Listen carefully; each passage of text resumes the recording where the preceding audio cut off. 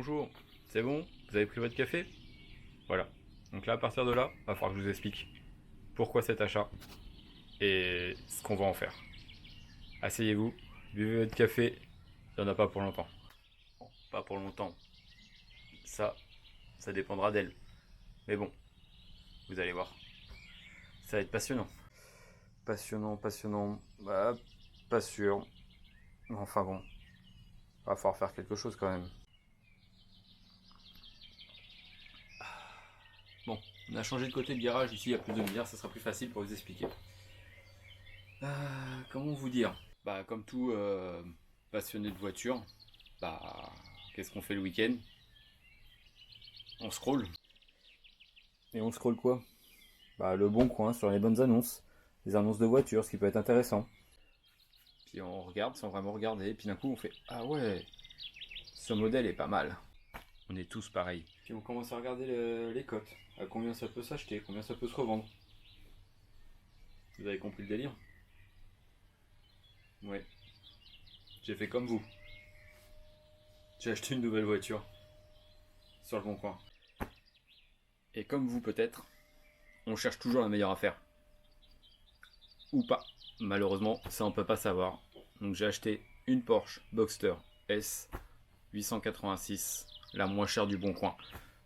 Et on verra ce qu'on peut en faire. Déjà, avant de vous la montrer vraiment, là je vous mettrai une petite présentation rapide de la voiture avec une petite musique. Ça fait bien. Donc tout le monde fait ça, je fais ça.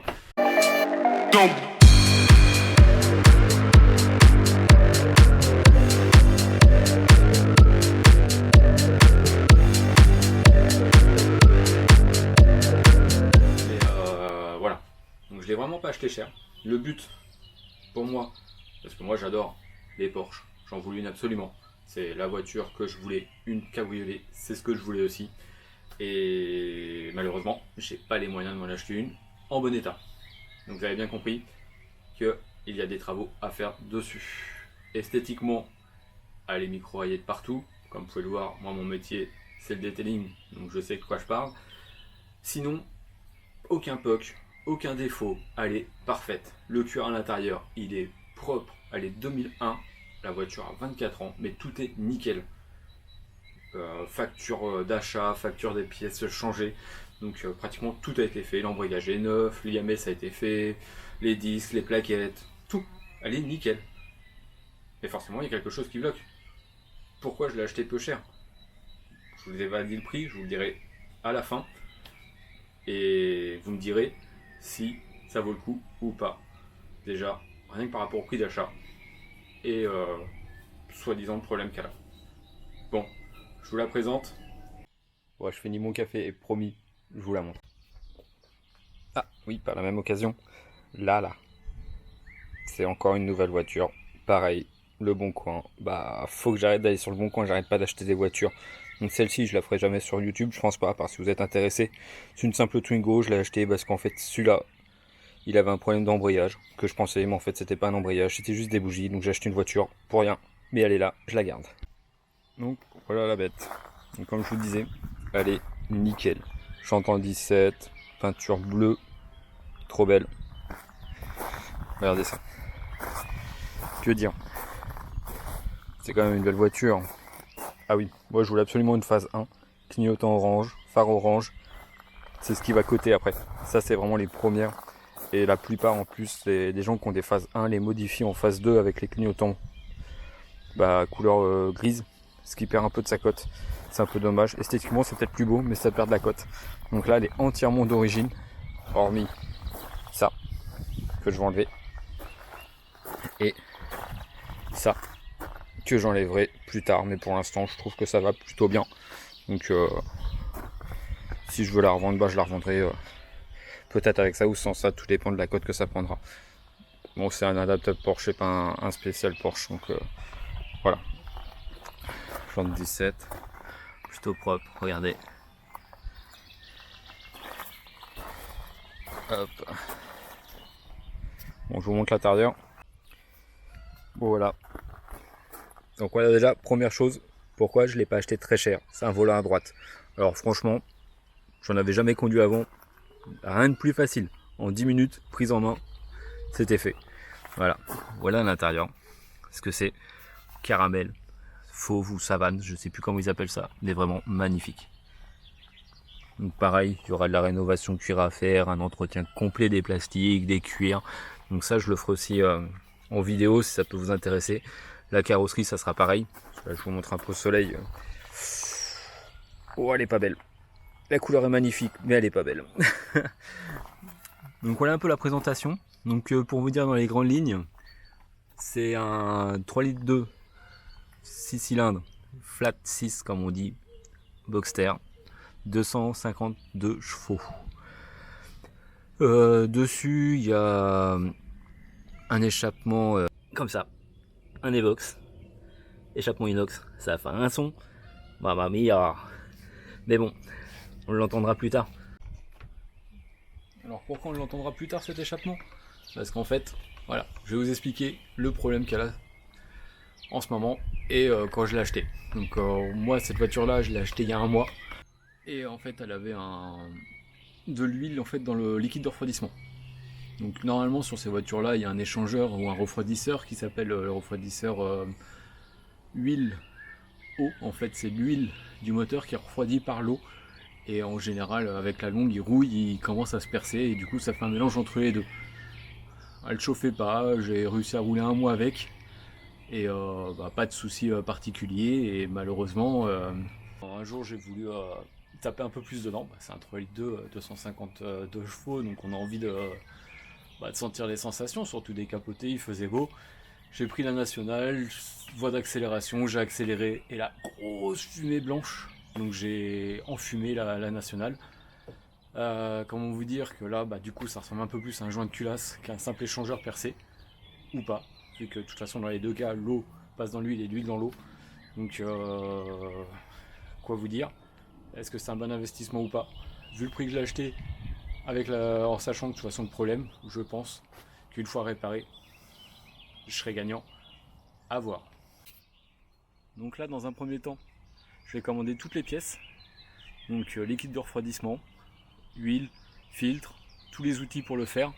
Voilà pourquoi elle est sur chandelle, c'était pas juste pour faire showroom, même si ça fait super bien. Du coup je commande les pièces. Comme je disais, filtre à huile, liquide de refroidissement, huile, l'échangeur air, huile, non eau, huile, pardon.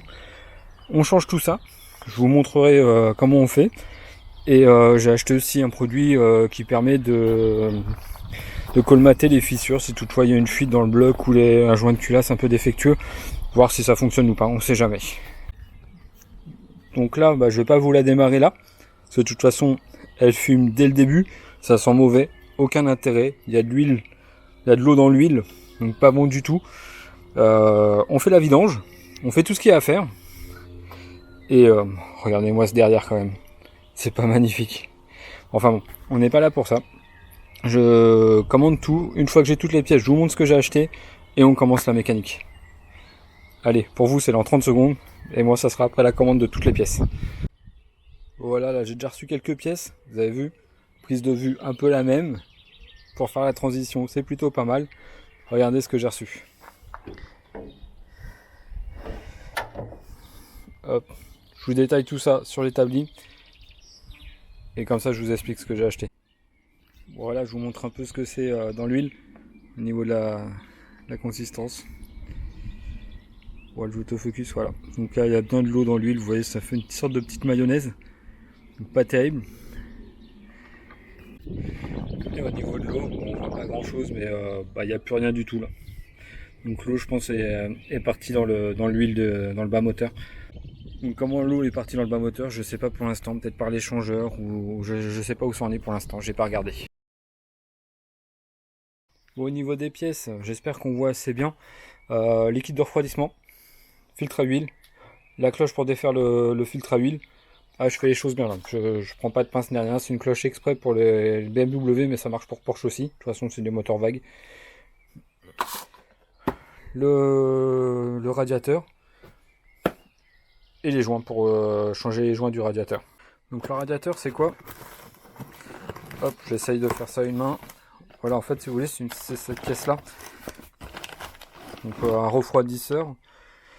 Là, donc là en dessous vous avez 2 trous pour l'arrivée d'huile, pour que l'huile passe dedans, et 2 trous pour le liquide de refroidissement. Comme ça permet de refroidir l'huile par eau. Donc vous imaginez bien, si ça commence à rouiller ou s'il y a un trou dedans, bah, l'huile passe dans l'eau et l'eau dans l'huile. Vous voyez les dégâts que ça peut faire. Peut-être ce que j'ai, en espérant que ça soit que ça. Si c'est que ça, gros bénéf, vu le prix que j'ai acheté la voiture. Mais bon, j'espère que c'est que ça, mais je doute. Donc je pense que le joint de culasse sera peut-être à changer. Donc pour pallier, si toutefois la fissure n'est pas très grosse au niveau du joint de culasse, pour rouler un petit peu cet été et voir pour faire les travaux cet hiver, j'ai acheté ça. Donc ça, réparation définitive, multi-usage des fuites. Donc voilà, réparation de joint de culasse, scellant bloc culasse, stop fuite radiateur.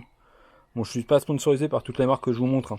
D'ailleurs, en parlant de ça, l'huile, le liquide, le filtre à air, la huile, pardon, et la cloche, j'ai tout pris sur Amazon. C'était moins cher que sur Autotoc. Donc des fois, faut comparer quand même. Parce qu'Amazon, moi j'ai le Prime, donc je paye pas les frais de port. Donc sans les frais de port et tout, ça m'est revenu presque à 40 € moins cher, voire 50 € moins cher que sur Autodoc. Et tout ça sur Amazon avec les mêmes références. Donc voilà, comparer tout le temps. Voilà, moi c'est ce que je vous dis. Des fois je commande sur Autodoc, des fois sur Amazon. Mais ça fait 2 fois que je commande sur Amazon et c'est moins cher. Et ça, je l'ai pas encore ouvert, je l'ai reçu aujourd'hui de chez Rose Passion. Donc c'est un spécialiste pour les Porsche 986 et 987. Bon, pour tout ce qui est Porsche Boxster, je crois même. Ça c'est les joints, donc on va regarder ensemble si c'est les bons. Hop, j'ai ouvert un petit peu hors caméra. Donc voilà.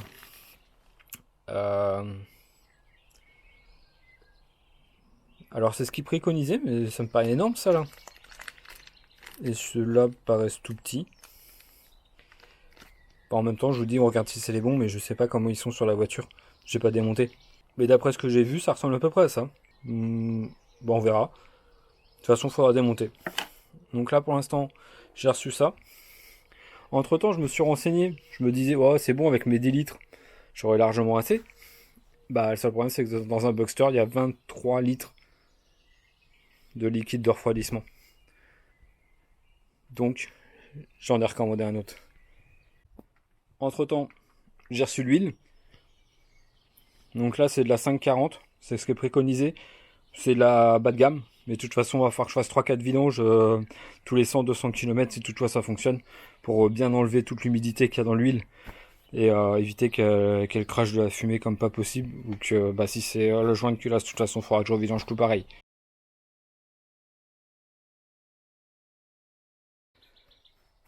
Hop là. Donc pareil, j'ai repris du 10 litres. Hop. Bon, certes c'est pas le même, mais de toute façon c'est toujours pour la même chose, c'est qu'il faudra que je vidange plusieurs fois. Aussi bien le liquide de refroidissement que l'huile. Donc j'ai pris que du bas de gamme. Et il faudra le refaire de toute façon avec quelque chose de plus définitif si toutefois ça fonctionne. Donc voilà toutes les pièces. Donc bah... il y en a déjà pour un petit billet, sans que ça paraisse. Mais bon, on va déjà essayer ça. Et sinon, comme je vous dis, si c'est vraiment pas ça et que c'est le joint de culasse, ben on essaiera. On fera un test de compression et on fera un test d'étanchéité, de fuite aussi de piston. Voir d'où ça peut venir. Prochaine étape, on se retrouve la voiture. Donc déjà, on peut constater que là, il y a quand même un petit peu d'huile, peut-être un peu d'eau. Là, c'est bien gras, donc là, ça a bien coulé quelque part. Donc là, pour l'instant, je ne suis pas vraiment encore passé vraiment dessous pour regarder d'où ça peut venir. Là, c'est gras aussi. Ouais, c'est... ouais, de l'autre côté, un peu moins. À voir, hein, mais... Bon, bah là, c'est pour la vidange. Un peu plus loin, normalement, sous le cache en plastique, il y a un bouchon de vidange aussi pour l'eau. Par là. Et si toutefois, j'ai pas de bouchon de vidange, parce que sur certaines, il n'y en a pas forcément. Bah, faut faire là du rite du retour de du radiateur et on fera couler l'eau. Là elle est un peu penchée en avant, donc j'aurai pas forcément tout le liquide de refroidissement qui sera purgé, remplacé surtout. Mais voilà, pour essayer déjà voir si l'eau ne va plus dans l'huile, ou l'huile dans l'eau, ça sera largement suffisant, on pourra s'en rendre compte. Là où j'ai peur quand même, c'est que du coup il y ait de l'huile ou de l'eau qui soit rentrée dans les katas. Et là, ça serait la cata comme on dit. Parce que quand je vois tout ce qu'il y a ici, là, après le moteur est à plat. Donc là, du coup, l'eau et l'huile, tout ça tombe ici. Donc forcément, s'il y a trop d'eau et d'huile dans le moteur, ça dégueule un peu par l'échappement. Plus facilement que sur un moteur classique. Sinon, en soi, comme vous pouvez le voir, la voiture est très saine. Il n'y a pas de rouille. C'est propre. Et ça sera encore plus propre après quand j'aurai tout remonté. Le petit silencieux inox, bon on voit rien, je me recule. Silencieux inox, un Evox, ça c'est top. Et quand elle fonctionnera comme il faut, des katas, collecteur inox aussi. Et là je vais vous dire, franchement le son, il va être terrible. Bon, moi j'attends d'avoir un peu plus de temps et qu'il fasse toujours aussi beau comme ça. Parce que Du coup, j'ai plus de batterie sur la voiture. Faut que je mette mon booster à charger. Il faudra que je branche le booster et mettre la capote en mode service. Défaire tout le compartiment ici. Lever pour pouvoir accéder au moteur. Non, ça sera quand on déposera le moteur. Il faudra peut-être enlever la banquette aussi. Mais l'échangeur eau huile, je crois qu'il est de l'autre côté là-bas. Du côté justement où ça fuit quand même beaucoup d'huile.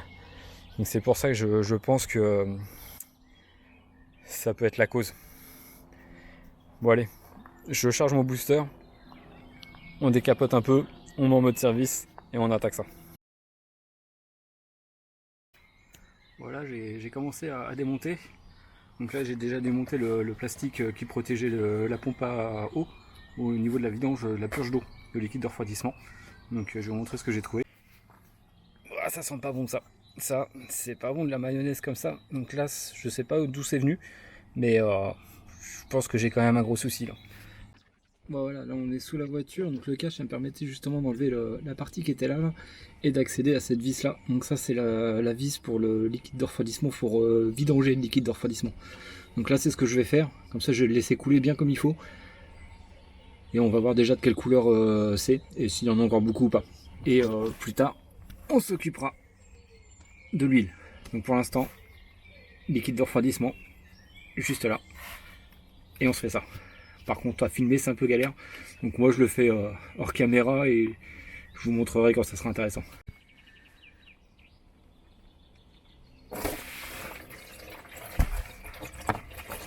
Bon, niveau liquide de refroidissement, il a pas l'air si pourri que ça. Hein. Il n'y a pas de mayonnaise, un petit peu, si ça arrive.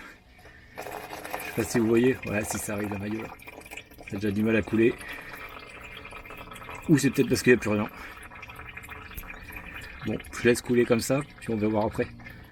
Hop, j'ouvre bien là, histoire que ça puisse bien couler.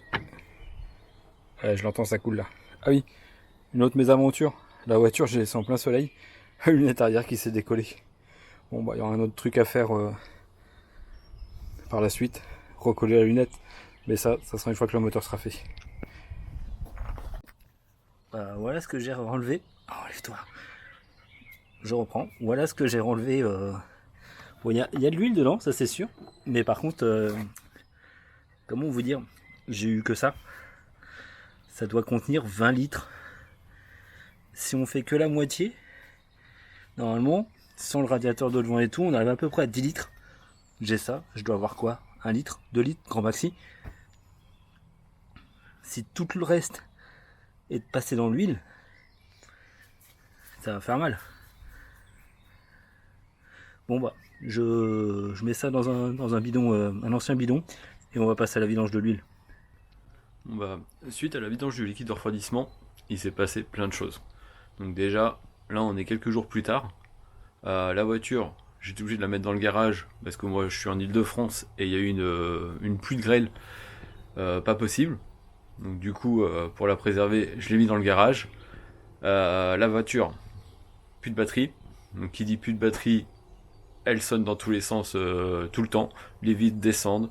Voilà pourquoi elle est dans le garage. Donc là j'ai défait le système de batterie, d'alarme, donc elle sonne plus, c'est déjà une bonne chose. Elle reste ouverte au niveau des vitres parce que dès qu'il n'y a plus de batterie, les vitres descendent toutes seules aussi. Donc j'ai remis le hardtop parce que pendant un petit moment elle était aussi dehors, donc comme vous pouvez le voir, oui, on voit pas, je vous montre ça dans l'autre sens. Donc comme vous pouvez le voir, elle a un hardtop aussi, parce qu'il a fait une petite tête de 911 quand même un petit peu, hein. C'est ce qu'on dit hein, quand elle a un hardtop. Voilà, donc là je l'ai remis dans le garage. Une première étape, la montée sur les rampes. Vous allez peut-être entendre le son qu'elle fait. Je sais pas si je vais vous le filmer tout de suite. Voilà, donc déjà pour la mettre dans le garage, j'ai été obligé de sortir de la Simca que j'ai mis sous bâche. Là, donc là, première étape, c'est remettre le booster, démarrer la voiture et la mettre sur les rampes. Prochaine étape, faut que je renlève le hardtop et que je mette la capote en mode service, que je puisse accéder au moteur, que je puisse mettre la capote en mode service pour pouvoir changer la pièce qu'on a changée au niveau de l'échangeur eau huile. On fait ça, je vidange, je fais ça, sinon autrement ça sert à rien, je vais en mettre partout. Et puis à partir de là, après on remet tous les fluides, je mets mon produit contre les fuites et on lit la procédure et on voit ce que ça donne. Bon, là faut pas vous inquiéter, il reste de l'huile dans la voiture. Je la démarre pas sans huile. Ok ?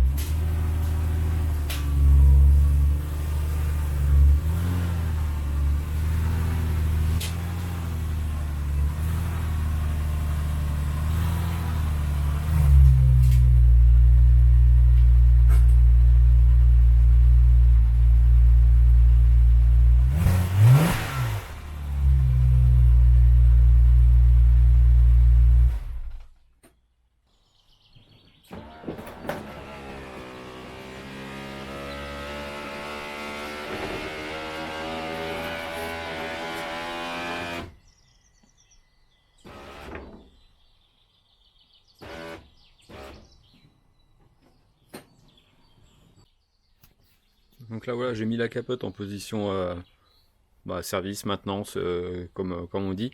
Donc là la chose à faire après, c'est on va défaire ici, une petite rotule. Là, défaire la toile ici, et après remonter ça manuellement et la faire tenir avec un tendeur. Ça c'est la première étape. Moi, je suis désolé pour l'éclairage, mais j'éclaire comme je peux, j'ai pas de lumière dans ce garage là, de ce côté là, donc c'est un peu compliqué. Donc en fait après il faut enlever ça, donc là vous avez les 3/4, les 1/4, même les quarts de tour ici, là-bas et là-bas. Moi je fais tenir la capote aussi avec le tendeur. Et après en fait ça se soulève, ça c'est la première étape. Et après il faut défaire le cache en fer qui est en dessous. Et du coup pareil, ici, là-bas et là-bas, vous avez un petit 3/4 à soulever. Hop, tourner jusqu'à temps que ça soit libre. Hop, voilà. Voilà, je fais l'autre côté.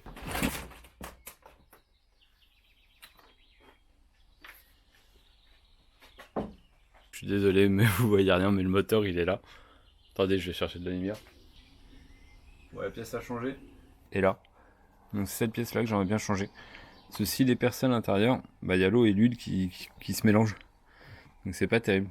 Donc c'est la première chose à faire quand on a un problème d'huile dans l'eau et de l'eau dans l'huile. Voilà, maintenant qu'on a déterminé où était la pièce à changer, maintenant il faut faire la vidange quand même. Il faut vider l'huile et le filtre à huile. C'est là que j'ai peur de la mayonnaise quand même. Donc voilà, comme je vous disais, on va vidanger là. Le filtre à huile est là. J'ai acheté la clé exprès pour le desserrer aussi, comme ça pas de galère. Et ce qui est bizarre, c'est qu'en fait, comme je vous disais, l'huile sort de là. Oh, mais il y a un tuyau là, je sais pas si on le voit bien là. Là, il y a quand même plein d'huile qui a coulé là. Et ça serait le tuyau du séparateur d'huile R. Oh, peut-être à changer aussi. Bon, pour l'instant, je m'occupe de la vidange. Bon, je vais pas vous filmer toute la vidange, hein. Vous savez, desserrer un écrou, desserrer un filtre. Je vous reprends quand il y a un truc intéressant. Ça, c'est intéressant. C'est que de la maillot. Bon, bah, on laisse couler. Et puis, on continue après. Bah, je sais où il est rendu, mon liquide de refroidissement. Parce que là, normalement, il n'y a que 8 litres... 8 litres 5, normalement, je crois. Ouais, 8 litres 5. Ou 8,25, ça dépend. Et j'ai déjà enlevé tout ça. De l'huile. Et on dirait un café crème. Bon, bah, je vide ça. Et puis, je continue à vidanger parce qu'il y en a encore plein.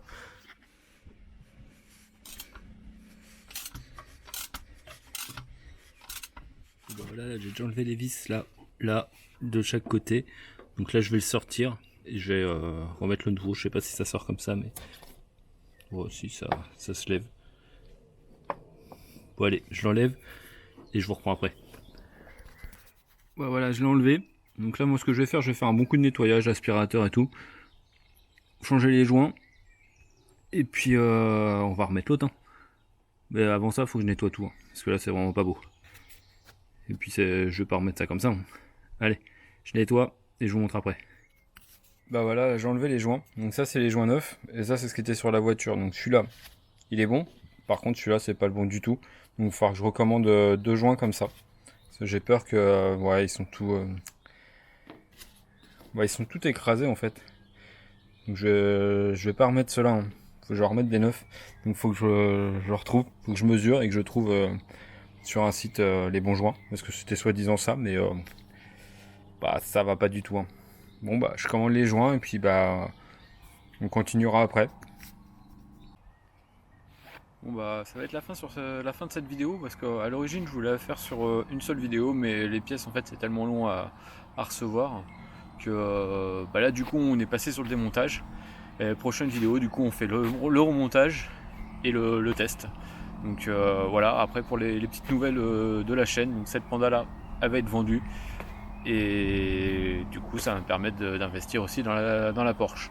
Donc pareil, n'hésitez pas à vous abonner, à faire des likes, des commentaires, dites-moi ce que vous en pensez.